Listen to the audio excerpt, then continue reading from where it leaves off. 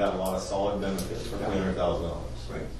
Thank you. I mean, the property alone, you know, we still have to go through the evaluation, but the property, we are under a state requirement to do a study of what we're going to do with our backwash water. Backwash water is when you clean your filters, you've got to do something with that wastewater. Right now it's kept on site here. There's not adequate capacity, so what goes on site here also flows out off-site, which is not allowed under a permit. We've either got to secure a permit to allow that water to go off-site, and that doesn't mean on an ongoing basis. That means the permit is there in the event that rain fills up your ponds, and when you backwash it automatically goes out there because you've got full ponds. We don't have those, are not covered.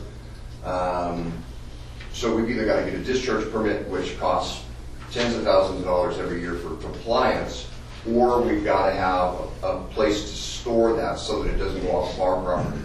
And that could be a potential location for that. We've got to study it. We've got to go through the environmental review and the engineering review to see if that's acceptable. But that property, that 17-acre property, could serve more than just the 2 wells that are on it. But the backwash water can also become the basis for some groundwater recharge, right? We'd have to go through a permitting process, but groundwater recharge, ultimately, to recharge the wells with plant water is. I mean, it's any source of water supply is a potential for groundwater recharge. If you can do it here and get it permitted through the state, we just need to look at it. So I think that pretty much answers. I wanted to make sure you understood where we are on that. The Department of Water Resources grant number 1 is for well number 2. That has to be the final invoices submitted to the state by the end of this month.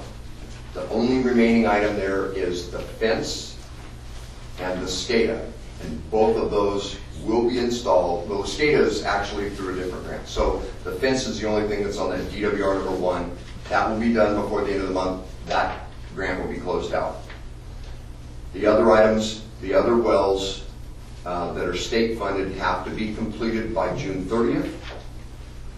Final invoices submitted within 60 days. They will be. And that's the DWR number 2 and the State Water Board. Okay. Then USDA is longer term. We just got that commitment. USDA, the project doesn't extend out. It doesn't have any more components other than the SCADA for well number 5 and the access gravel. Remember, it's not a road. It's not a road under the property. It's just a surface. You have a question, if you don't mind taking the question. Well, yeah, clarification. No, you have a question. Real quick, the backwash. Yes. Are you looking to detour it? Because for the 32 years that I've been here, it has always gone through Don's property, through mine, Jamal's. Yeah. It is actually watered horses and stuff and cows all the way down. Are you looking to change that? It's not us looking to change it. It's the state. Through they've got what's called the NPDES, National Pollution Discharge Elimination System permit. They have adopted these requirements so that the waters of the United States don't get polluted. Okay, so we have to go through, if we're going to discharge it into any other drainage, any blue line, they've even identified that area as a wetlands. That would be done. Yeah, if we're going to discharge into that, we have to have a permit to do it. It just means that you have a study. It would be good for you to be involved, because if you're interested in that, we would want you to know what we're going through, because we have to study it, get the permit, and then figure out what the cost is to maintain that permit.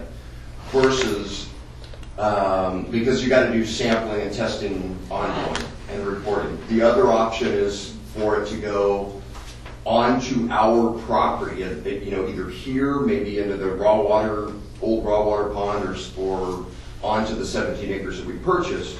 That's why you left the center of it open, was for a possible pond back there? No, it's not. I mean, it's what we did is we figured the routes in. We had to come on this side was for the water line. The other side we had to avoid some vernal pools or something. There was some environmental feature up on the upper side, so that's nowhere near done. That's going to be probably only when the state pushes us a little bit to get it done, because it just costs money. It's just more money to, I like it the way it's working right now, but the state doesn't. I do too. I've got Yeah. fish, I've got crawdads, I've got turtles in there, in which case everything will die. So environmentally, I can't see where this would be better. And so, we'll expect to have that comment. You know, when we prepare the project, it's got to go through an environmental review, and so it'll be before the board, and there'll be public notification of it. It hasn't even been engineered yet.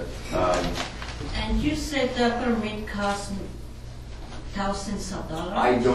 We don't have an estimate, but it's, the permits that I'm used to are anywhere from 10, 15,000 up to hundreds of thousands of dollars a year, just for the sampling and reporting primarily. It's the engineering, it's the professional work that you have to do to be able to meet the requirements, because you have to get the permit, you got to do the engineering and do the environmental review to get the permit, and then the permit contains specific sampling requirements and other things. Just like I talked about, you got to have a D2, T2 operator to operate the treatment plant. This is a situation where we'll have to do every time water comes off the property, we have to sample it. We'll have to do soil samples and then other different things to make sure that we're not contaminating with that water. They treat that as a hazardous waste. And your company is going to do all that? Or different contractors? How does the process for that? The process, yes. Who's gonna do it? Oh, no. That, we would typically start, that's just the planning process of going through our district engineer that is Binkley and Associates. If they're not qualified to do it, then you go out and find an engineering firm to take a look at that and go through the evaluation, go through the permit process, and determine whether you discharge it on your property or. So it's not me. I mean, I would do some of it as part of just coordinating the contractors to do it, but it's not. I'm not qualified to do the engineering and environmental. And when review. you hire a contractor, you just put a bid out there for different contractors to put their statement and the contract. If you, one good thing, it might have been last month's report, manager's report. I had a segment in there about what services the district contracts for and why. So that was in the last month's general manager's written report. So you can get a copy of that. It's probably on the website still. And then if you have any more questions about that, we can get back with you. I mean, the district board has policies on the way that they contract for consulting services, the way that they contract for materials and supplies, and then construction. There are different requirements.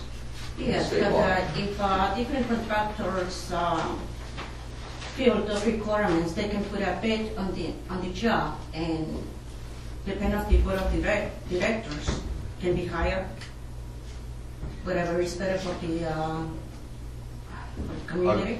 I'll try to address that in my if it's not addressed in the report before, I'll You have address to it. address again. it or the So I'm board gonna of do- directors, Yes. because we just a consulting company.